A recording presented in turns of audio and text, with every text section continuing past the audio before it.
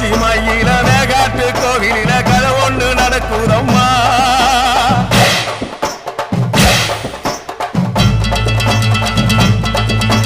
காட்டுப்புலி ஒண்ணு காயம் பட்டு போச்சே காரணம் யார் சொல்லம்மா.